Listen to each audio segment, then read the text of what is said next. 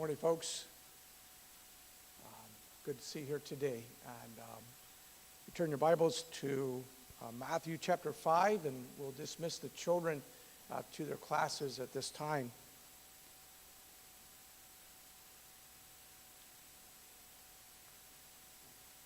Let's bow our heads as we ask the Lord to bless. Father, we come to you in very challenging days today. There are wars and rumors of wars. Our world is facing the result of not knowing you, having rejected you. There is no peace without Christ. This morning, Lord, I'm preaching about righteousness. I'm just taking your words, Lord, and preaching them to our people today. The Bible says that righteousness exalts a nation, sin's a reproach. We pray for the leaders of our land, the leaders of the world. As you probably tried to get their attention through the pandemic,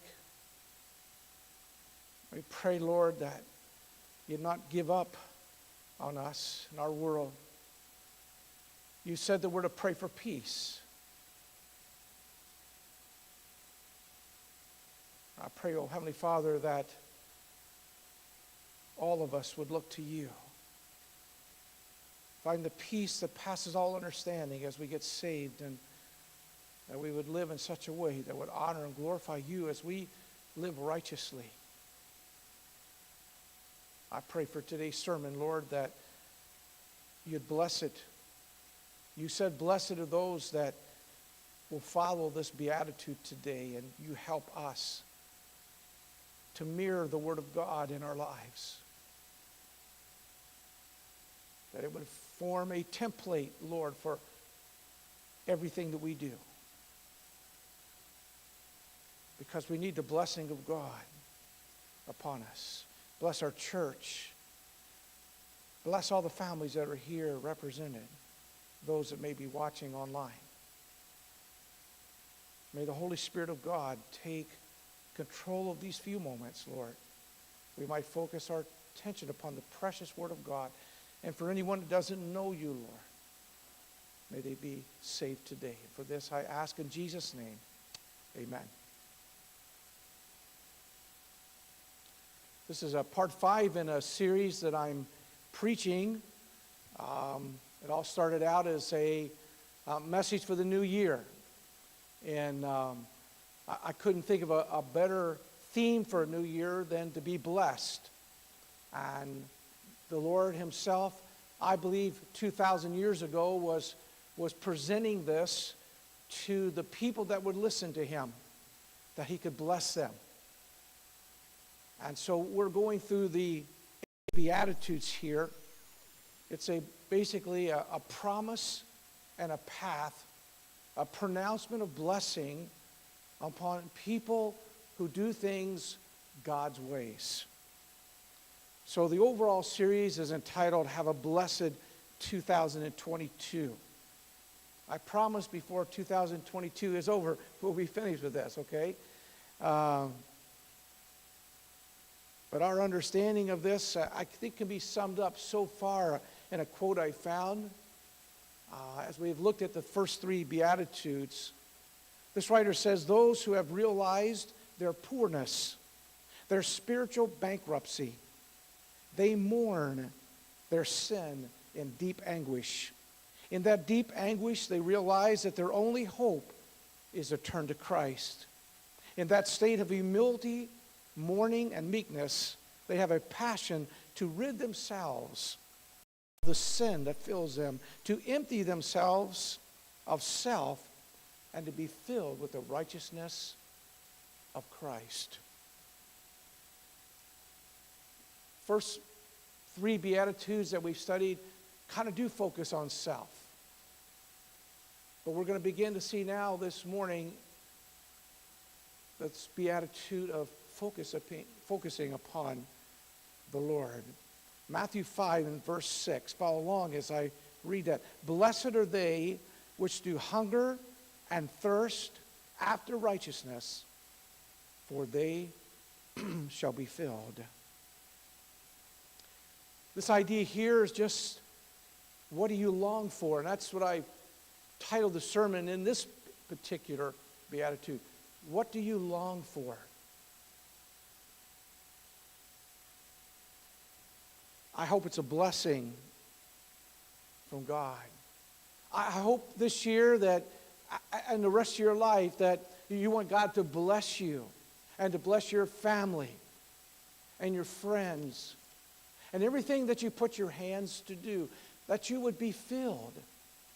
You see, when we're empty, then God can fill us. But when we are filled with self, or the things of self, the things that I want to do, the things that I want to accomplish, when we've got self there filling us up, there's no room for God, or little room for God.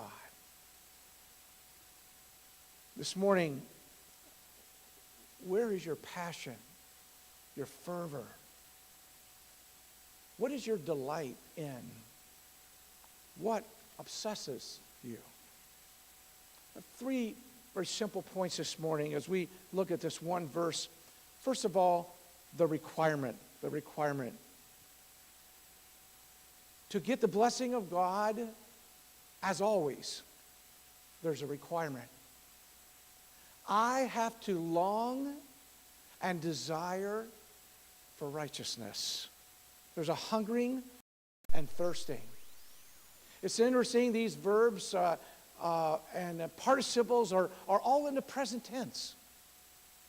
So God says, I want there to be about your life a continual hunger and thirsting for the things of God. Panao just means to crave ardently, to seek with eager desire. Dipsao means to painfully feel their want, eagerly to long for. So this expresses an intense hunger. This person is to be starving, painfully aware of what his need is and where to go for that. We see in the pagan world, there's a longing and a lust and appetite for the things of the world. But for we Christians, we have a supreme ambition. It's not material, but spiritual. It's to yearn after God's favor, to be conformed to his image. In chapter 6 of Matthew, Jesus puts it this way. Verse 31, therefore take no thought saying, what shall we eat? Or what shall we drink? Or wherewithal shall we be clothed? For after all these things do the Gentiles seek. The Gentiles being the unsaved. They don't know Christ. And so all of their time, they're seeking. What am I going to eat? How am I going to prepare myself? What things am I going to possess? That's their pursuit and passion. The next verse, Jesus says, but, on the contrary, but seek ye first the kingdom of God. And the Lord uses a present imperative here. Continually seek. I command you with an imperative. I command you to seek first the kingdom of God. Because you see, Jesus wants to bless. But there's a path to blessing. And we must be on that path and to stay on that path for the Lord to bless. But seek ye first the kingdom of God and his righteousness. Now we're going to get into more of that in the second point. But we're to seek God and his righteousness. Whatever is right, according to the scriptures, that's what I'm to seek. I'm to seek that first in my life if I want the blessing of God. And all these things shall be added unto you. So there again is that promise and there's that blessing. If we seek God first, we do and live righteously, everything I need. All the things that the unbeliever are seeking for, what they're given their lives to do, the Lord says, I'll take care of you. I'll add those to you. And then finally, verse 34, take therefore no thought for the morrow. Don't worry. Don't be anxious. For the morrow shall take thought for the things of itself. Sufficient unto the day is the evil thereof. So the Lord says, be consumed, have a passion, desire for righteousness today. Live for today. Tomorrow there's enough evil. Tomorrow, take care of yourself. But see, the unsaved are looking at the tomorrows, trying to meet those needs. These words that Jesus would use of hungering and thirsting, these are words of need and desperation. I was thinking about this in my own life. I've never been desperate like this. By the grace of God. I've never sat on a street corner. I've worked in some big cities in the States. And, of course, worked here now for 30-something years. So we're in Toronto. So you see, I see people on the street. I see how they warm themselves. I've never had to do that. I've never had to go to a food bank. How many bags of food do I throw away in a week or a month?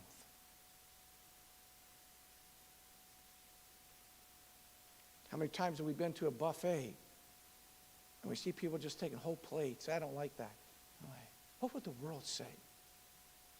I read a quote, I've used this before with you. Half the world goes to bed hungry. Half the world.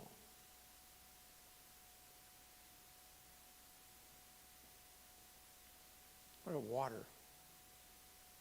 I've never been so thirsty that I didn't have anything to quench. I've always been able to find something. In fact, in our world, in North America, you know, you can actually we have so much water, you can water your grass with it. What would the world say? They're throwing water on the dirt. They're in so much surplus. What Jesus is talking about here, people that are hungry. I mean, really desperately in need of food and water. And of course, he's speaking about in a spiritual context. And the beatitude is, I want you to get to that point in your life where you're really hungry for righteousness and really thirsty for righteousness. I was reading about the Super Bowl. It's the second largest food consumption day of the year. 4 million pounds of popcorn. 9 million pounds of tortilla chips. 12 million pounds of potato chips. 13 million pounds of guacamole dip. Okay? Do we understand? People of the world, in Jesus' day, I think a lot of them would. But what about in our day? And maybe half the world would understand this. Do you and I really understand this? And Jesus says, I will not bless you until you're so hungry and so thirsty for righteousness. And when you're that way, I'll fill you. It is not blessed are they which have it, like have it once. But that present tense is they continually want that. So we get saved, and then that yearning, that longing for righteousness continues in me. We sing a hymn, just a closer walk with thee. Is that what we're yearning for? This is what Jesus is trying to teach his disciples. You want to come? You want to be my disciple? This is what. This is what I bless. This is the kind of life that I bless. In Psalm 42, verse 1, as the hart That's the deer. As the hart panteth after the water brooks, so panteth my soul after thee, O God. And we have a hymn we sing, like the deer.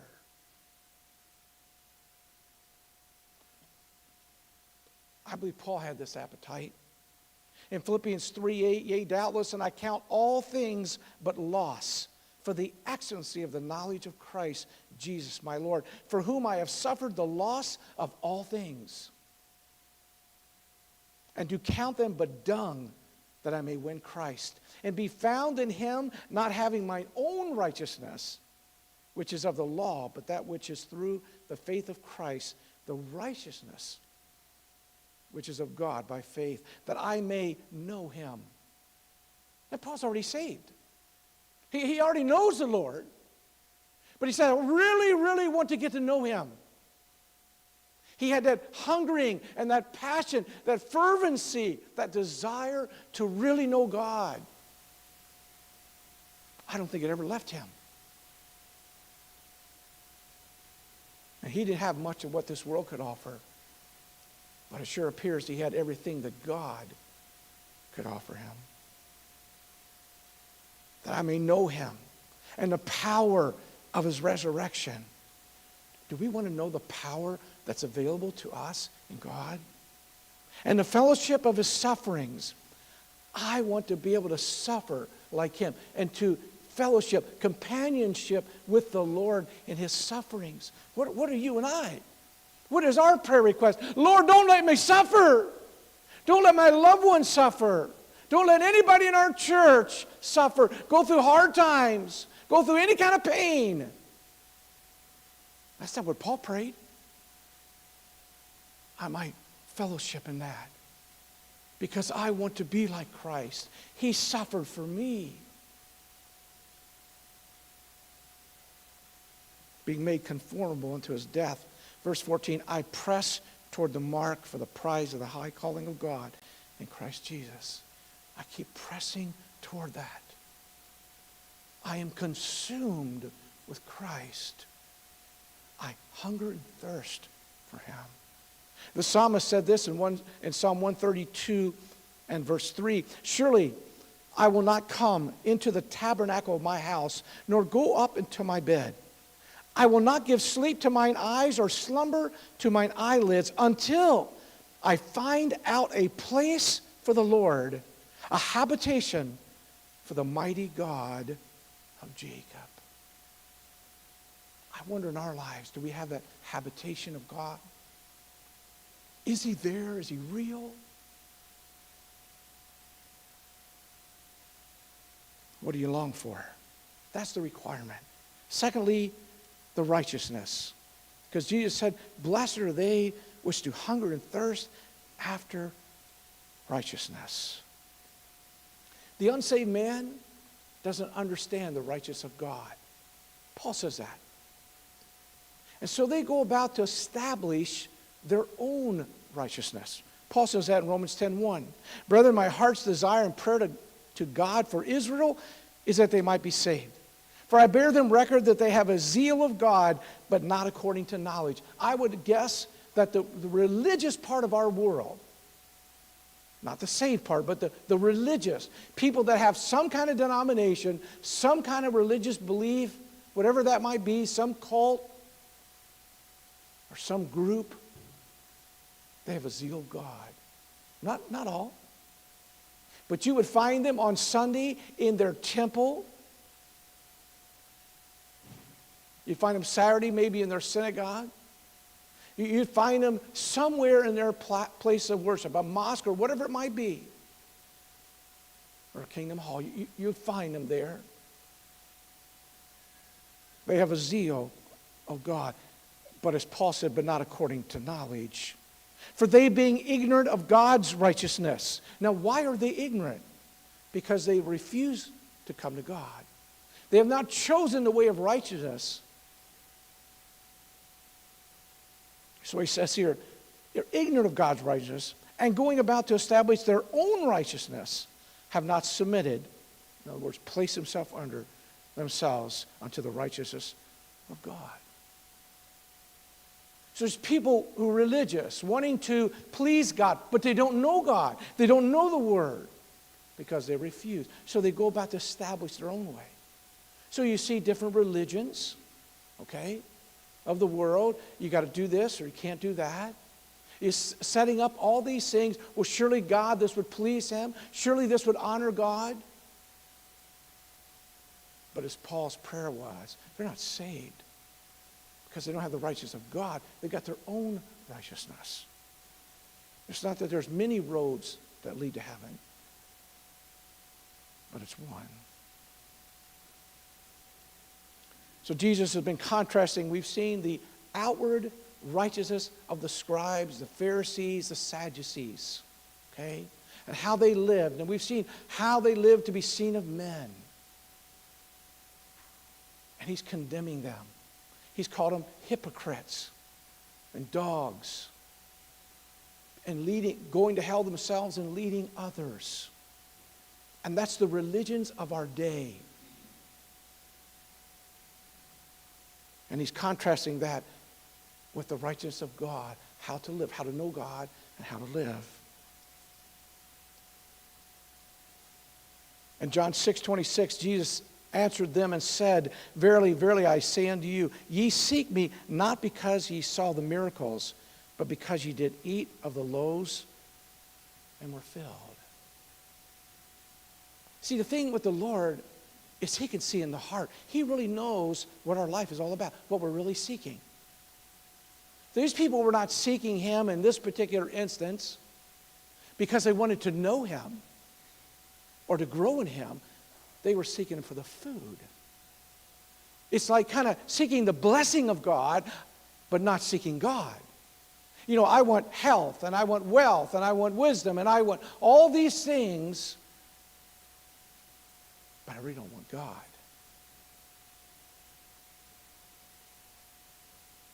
Listen to how the prophet Jeremiah put it. Hath a nation changed their gods? This is Jeremiah 2:11. Hath a nation changed their gods, which are yet no gods? But my people have changed their glory for that which doth not profit. The nation Israel, God is crying out through Jeremiah, they've exchanged. They've taken me, and they've come up with their own gods and their own way of righteousness. Be astonished, O ye heavens, at this, and be horribly afraid. Be ye very desolate, saith the Lord. What God's saying, be astonished, heaven. Can you imagine these people exchanging my glory for their own glory, their own righteousness for my righteousness? Be horribly afraid. Be afraid for these, because these face an eternal damnation in hell. And be ye very desolate, saith the Lord, for my people have committed two evils. They have forsaken me, the fountain of living waters, and hewed them out cisterns, broken cisterns that can hold no water. They failed in two ways, God said. They've rejected me, and then they've established their own way. The cisterns, but they're broken. They can't hold anything. They can't be filled. There's only Christ can fill. So anyone like that, you just need to consider the Word of God. Romans 3:10 says, as is written, there is none righteous, no, not one. There's not one person that's born saved. There's not one person that's born good.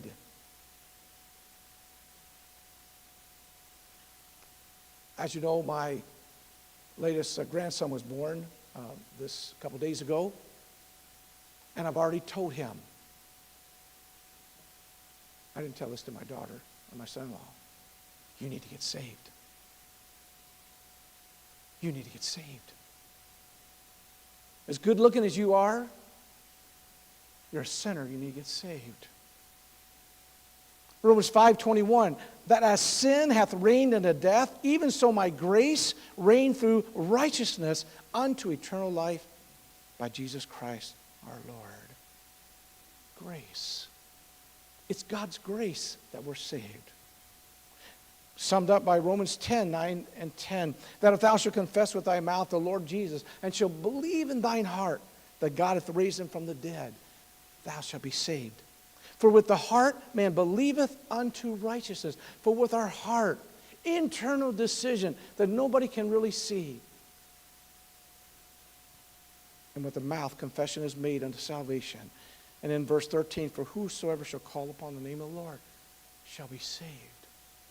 I need the righteousness of God on me. It's that righteousness that will make us fit for heaven. It's that righteousness which truly justifies, brings that justification before God. Jesus said in John 7:37, if any man thirst, let him come to me and drink. He that believeth on me, as the scripture has said, out of his belly shall flow rivers of living water. You're not saved? You're doomed for an eternity in hell. Fire will not be quenched. Your thirst will not be quenched. But God loves you. That's why he came. Paid the penalty. We'll see that in just a moment. He paid the penalty for our sin. So we get saved. That brings righteousness to us. Then we're able to live. That's why the Bible says that the plowing of the wicked is sin. No unbeliever can do anything that pleases God.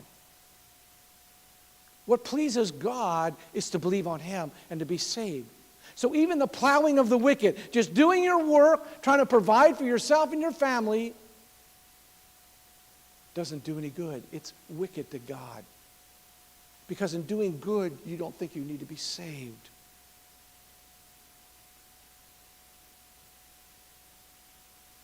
1 John 2:29, if ye know that he is righteous, ye know that everyone that doeth righteousness is born of him. How do you tell a Christian? Right here in this verse. If you've truly been born again, if you have the righteousness of God in you, then you're going to be able to see because they live in righteousness. They love to go to church. They love to tithe. They love to sing. They love to worship. They love to come to Bible study. They love to have prayer time at home. They want to raise their family according to the ways of the Lord. If I have no desire to go to church, if I have no desire to read the Bible or to teach my children, I'm giving indication I'm not saved according to the Bible. Romans 6:13, neither yield ye your members as instruments of unrighteousness unto sin.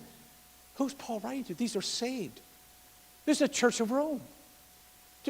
Saved there. Don't yield yourselves, your bodies, unto unrighteousness. So Christian, we got to be careful. There's an enemy that lives within us. There's the world. There's Satan that wants us to live unrighteously so that no honor and glory will be brought to Christ. So Christians have to fight that off, and we can. And when we do, we get the blessing of God. So we don't yield our members, our bodies, as instruments of unrighteousness unto sin, but yield yourselves unto God as those that are alive from the dead, and your members as instruments of righteousness unto God. So after I get saved, I battle, but I battle to live righteously. Because living righteously, hungering and thirsting and living that way, God will bless me. 2 Timothy 3:16 and 17, all Scripture is given by inspiration of God and is profitable for doctrine, for reproof, for correction, for instruction in righteousness. This word instructs us how to live. It tells me right here how to date. It tells me right here how to marry. It tells me how to rear my children. Bring them up in the nurture and admonition of the Lord. That's a command. I'm telling you want to live righteously? That's what the Bible says. It tells you how to do your job. Your attitude and your spirit at work.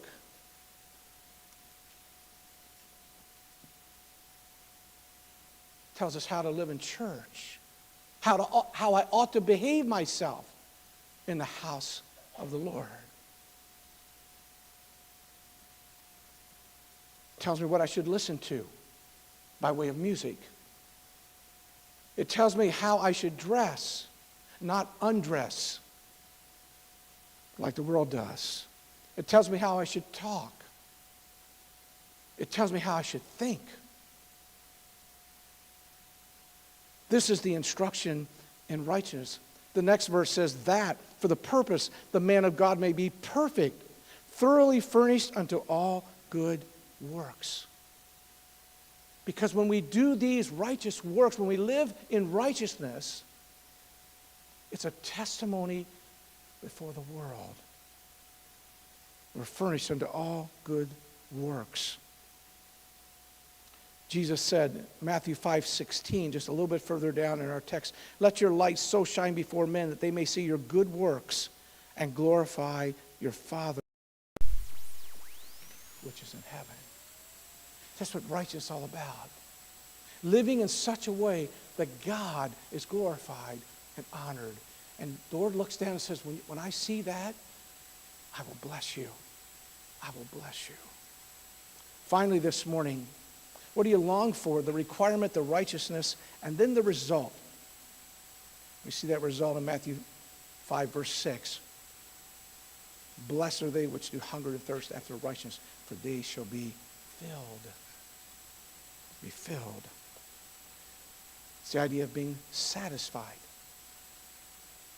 It was used of feeding animals till they wanted no more. Feeding animals till they wanted no more. Never used of teenagers, okay? They always want more. So result, living righteously, God will bless, and I'll be satisfied. I'll be filled. Psalm 107, verse 8, oh, that men would praise the Lord for his goodness, for his wonderful works to the children of men. For he satisfieth the longing soul, and filleth the hungry soul with goodness. Right before I got saved at age 24, I was living the life of a pagan in a pagan world. I mean, I was involved in anything and everything, just about. Okay? But I was never happy. I'd get drunk. I'd wake up the next morning and I felt terrible. And then that night I'd be going out and trying to do it again. And other things in my life I just kept on doing, but nothing filled me. The moment I got saved in that general time frame, no preacher, no parent, no friend. I didn't have Christian friends. I didn't have a church. You know, I didn't have anything. But when I got saved, all of a sudden there came a passion and desire. Now, there was a lot of growing I had to do. A lot of stuff I had to get rid of little by little. That's progressive sanctification. But I wanted to go to church. I wanted to read the Bible. I wanted to be with Christians. I was involved in anything and everything I could be. I was hungry and thirsty for what God could do. Because the world cannot satisfy. It cannot fill you. Just like this verse, he satisfied the longing soul. I can remember the words as if they were right now. God, if you're there, help me. And he did. He did. Remember the woman at the well. Jesus says to her, whosoever drinketh of this water shall thirst again, but whosoever drinketh of the water that I shall give him shall never thirst, but the water that I shall give him shall be in him a well of water springing up into everlasting life. You got to hunger and thirst after him. Of course she would get filled, because she would say, sir, give me this water. And she got saved, and she'd go out and witness to the whole town. Not only being a Samaritan, but a woman, but it didn't matter. Because she had the Lord. And that's what happens when we get filled. We have God. He's number one in our life. And in fact, there's no number two. I'm completely filled with him. I don't need something else. Psalm 107:9, for he satisfieth the longing soul and filleth the hungry soul with goodness. Psalm 34:8, O taste, O taste and see that the Lord is good. Blessed is the man that trusteth in him. O fear ye the Lord, ye his saints, for there is no want to them that fear him. The young lions do lack and suffer hunger, but they that seek the Lord shall not want any good thing.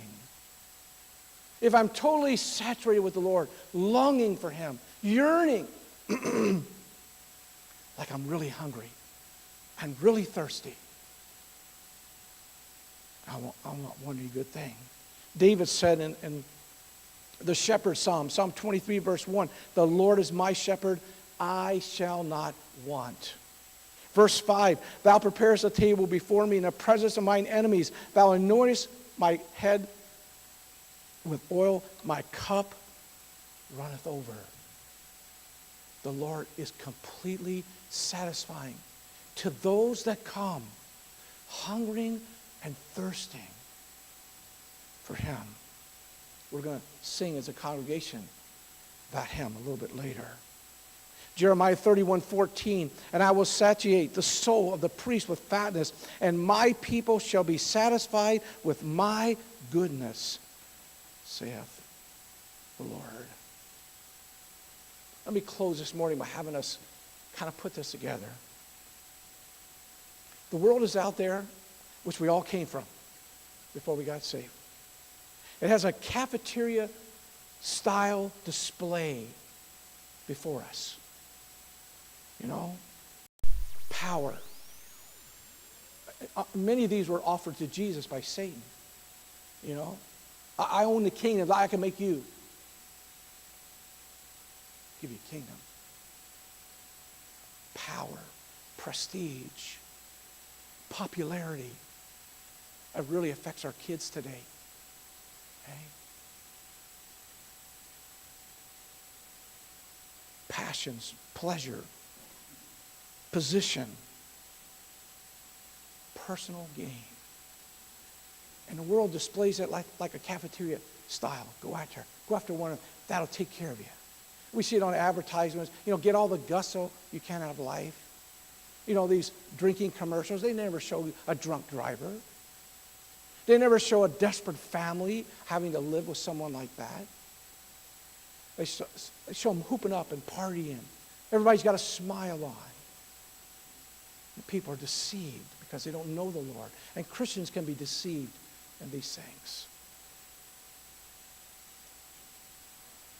The world says, choose oneself and satisfy yourself. The Lord says it doesn't satisfy. Proverbs 27 and verse 20, hell and destruction are never full. So the eyes of man are never satisfied.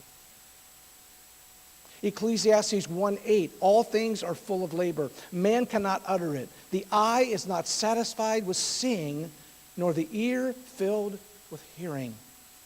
Ecclesiastes 4:8, there is one alone, and there is not a second. Yea, he hath neither child nor brother. Yet is there no end of all his labor, neither is his eye satisfied with riches.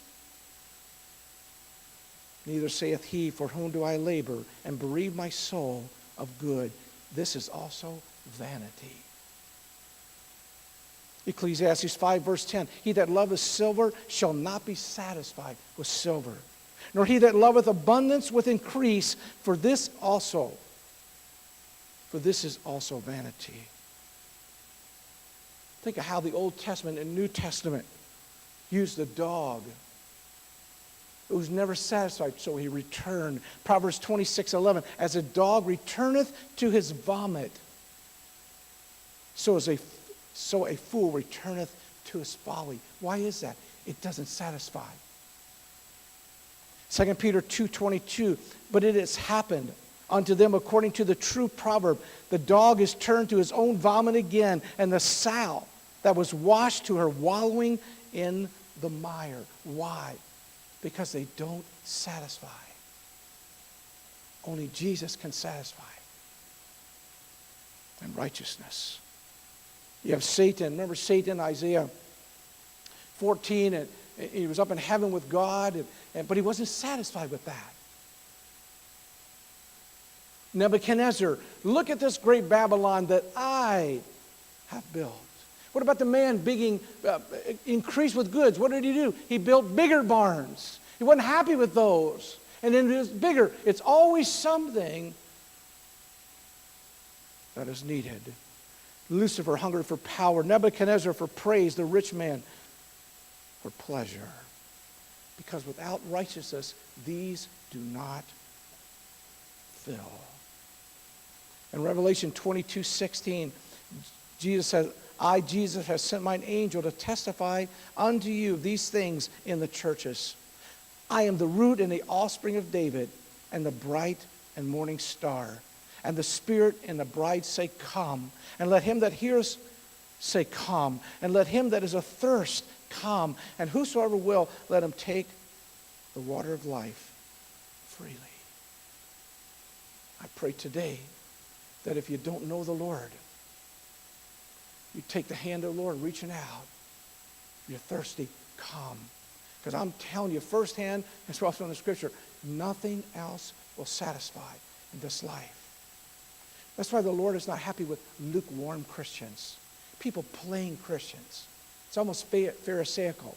You know, kind of giving the appearance I'm a Christian, but I'm not really active. I'm not involved.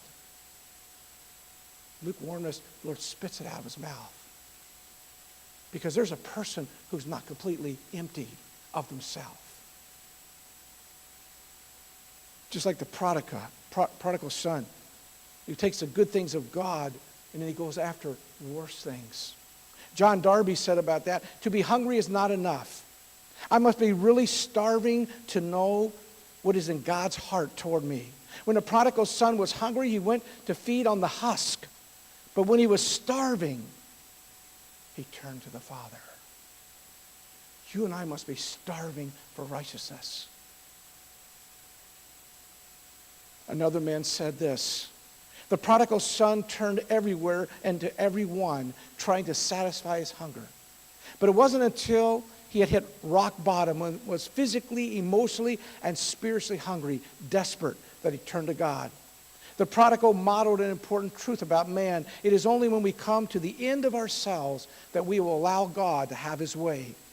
Here are your options. Eat from the world's trough or eat from God's banquet table. John 6:35. Jesus said, I am the bread of life. He that cometh to me shall never hunger, and he that believeth on me shall never thirst. Because he fills. He fills. When I got saved, I had no desire for anything else. Okay? I was completely satisfied with God. You have all kinds of temptations. As a new Christian, you give in to them. As an old Christian, you give in to them. But those are never satisfying like the Lord.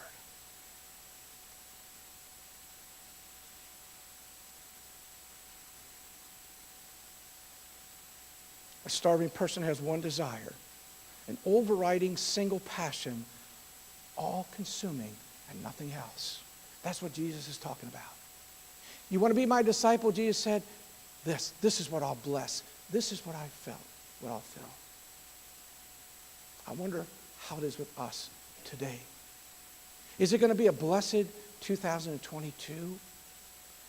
Is it going to be filled with righteousness or filled with me? Psalm 17:15, as for me, I will behold thy face in righteousness. I shall be satisfied when I awake with thy likeness. Get to heaven, I'll be satisfied. Psalm 22:26, the meek shall eat and be satisfied. They shall praise the Lord. They shall praise the Lord that seek him. I like what Peter says in 1 Peter 2:2. As newborn babes, desire the sincere milk of the word that you may grow thereby. Grow into righteousness. That word desire is the Greek word epithumia. We get our English word appetite. Have an appetite for the word of God so that I can learn and be instructed in righteousness. What is pleasing to God? How should I live my life? How should I live this portion of my life? Because we all go through phases in life.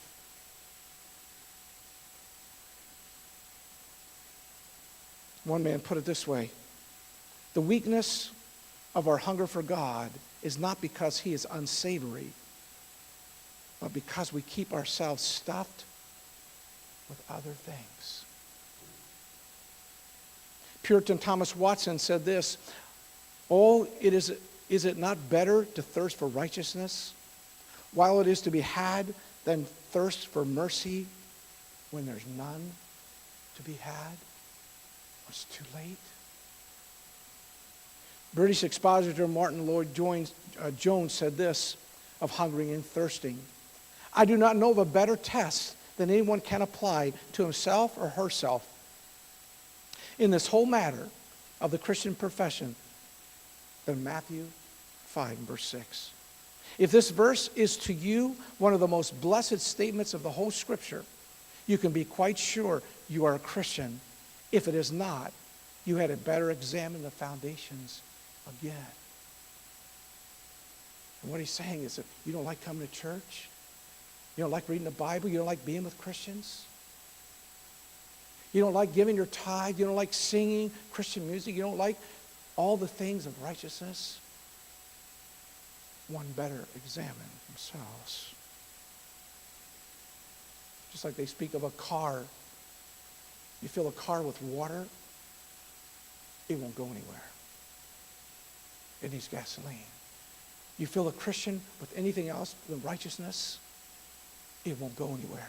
It won't do anything. It'll sputter along. I found this quote of this pastor talking about church attendance.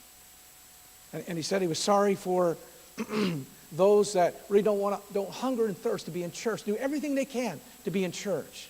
He talks about not letting snow, not letting anything, rain, anything stop them from coming. If you really love the Lord. And so he did this. He announced in the church newsletter to encourage both the faithful and the unfaithful to attend church this year. Every Sunday from now on, he said, is going to be no excuse Sunday. The following will be provided. Cots will be placed in the foyer for those who say, Sunday is my only day to sleep. Murine will be available for those with tired eyes from watching TV too late on Saturday night. There will be steel helmets for those who say the roof would if I came to church. Blankets will be furnished for those who think the church is too cold.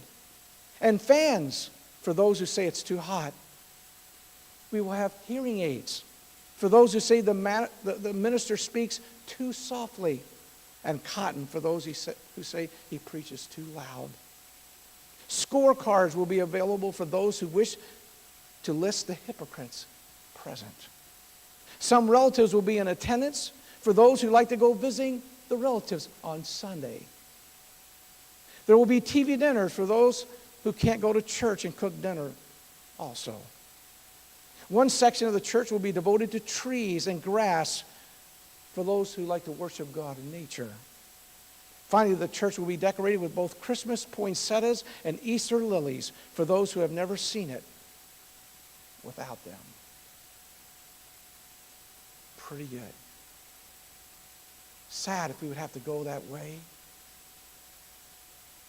Sad if a church would have to go that way to get people to come to church. Because they're not coming because they're hungry and thirsty. Without the proper intake of water, your body can suffer greatly. Without this kind of hungering and thirsting for righteousness, it's the same way. Have you ever said after a big meal, I'm stuffed. I'm stuffed. I can't eat another bite. That's for those whose appetite has been satisfied. Can we say that about ourselves? I'm stuffed. I'm stuffed with righteousness. Not fasting, not dieting, not snacking. I'm stuffed.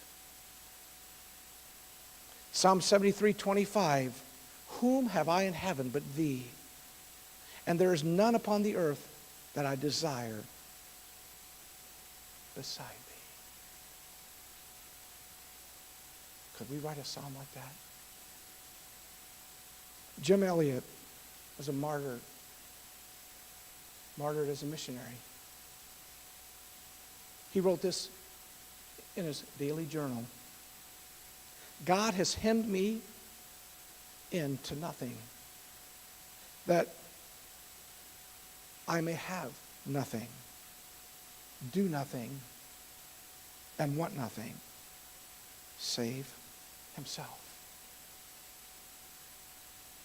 What are you and I longing for today? Jesus said, blessed are they that hunger and thirst. I mean, starving, desperately starving for him, for righteousness. I'll bless those and I'll fill them. Let's pray.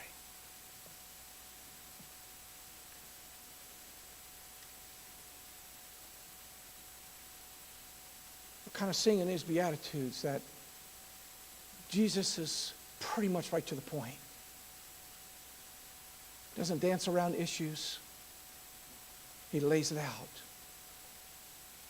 Anything else you do to be saved will not be acceptable. In fact, anything good that the world may think is good, it's wicked to me. So at least you know where Jesus stands, what he's about. I can know how to get to heaven. Very clear, very simple. Just turn to him. Empty myself of all my good works, anything that I could do. And say, Lord, I'm a sinner. But I repent. I turn from all these things that I had filled my life with that maybe I thought would somehow add up to eternal life. And I turn to you, believing who you are and what you've done for me. I want your righteousness upon me. Because God was satisfied with your sacrifice for me. You come that way to the Lord. Come, as Jesus said, and he'll fill you. He'll fill you with salvation, with that eternal life, and a life to come. But he'll give you an abundant, fulfilling life. He'll give your life purpose that you've never had before. I was always getting up. What am I going to do today? It's always about me. You get saved, something happens, but there's no explanation other than it's God in us, giving us a greater hunger and thirst for him.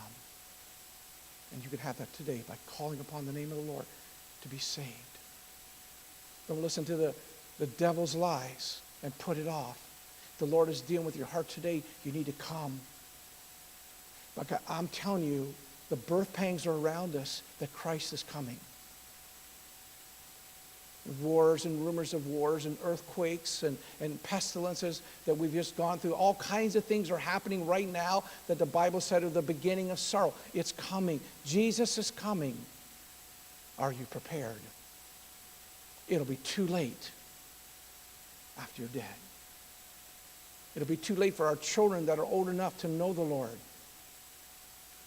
What are we doing in righteousness and preparing our children, or preparing older folks in our family to meet the Lord before it's too late? You come today at the invitation. God will save you. You come that way. You come hungry and thirsty. He'll fill you.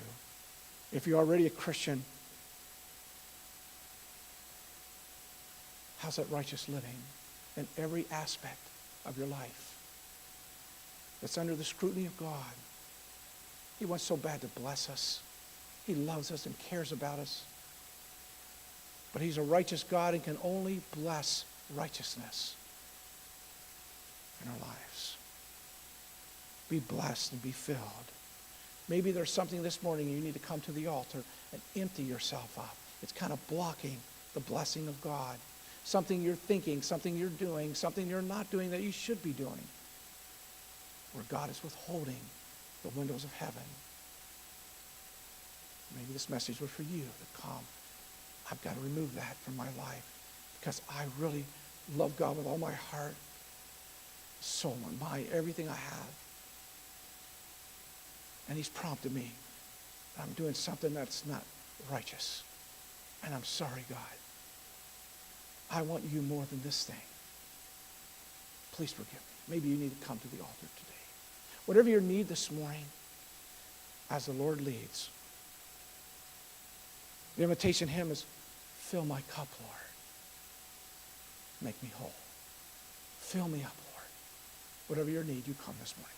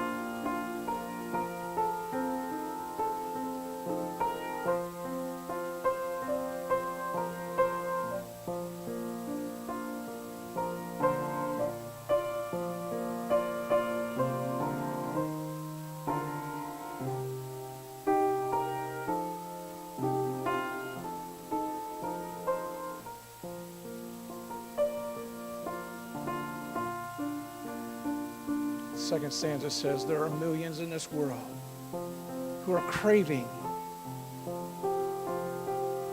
the pleasure earthly things afford.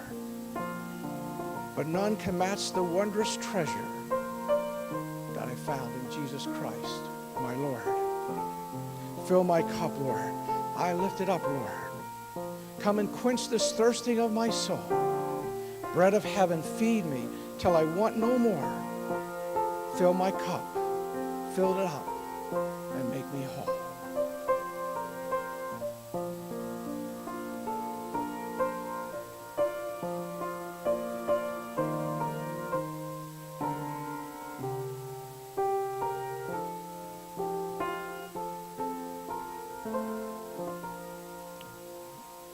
Father, thank you that you are the great satisfier. Our hearts go out to those in the world, Lord, that we see around us. They're doing all kinds of things, Lord, trying to find the peace and joy, a purpose in life. We pray for our world, Lord. It surely seems to be the last days of this world. Help we Christians, Lord, to be faithful in these last days. To be filled with righteousness, righteous living, hungering and thirsting for you and the things of God. May it impact every aspect of our life. Thank you for your mercy and grace, Lord, as you work with us. As you expose stuff to us, Lord, that is not honoring to you.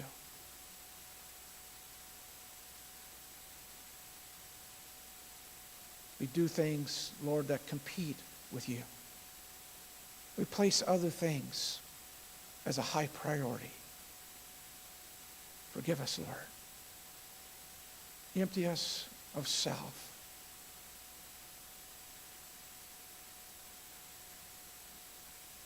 Help us to long and yearn after you and you alone. As the hymn says, you alone are our heart's desire. Bless our dismissal now as we go out into a world, Lord, and interact with people. Many probably don't know you, but they're not satisfied people. And give us the boldness and courage, Lord, the love to share the gracious gospel with them. Dismiss us now with your blessing in Jesus' name.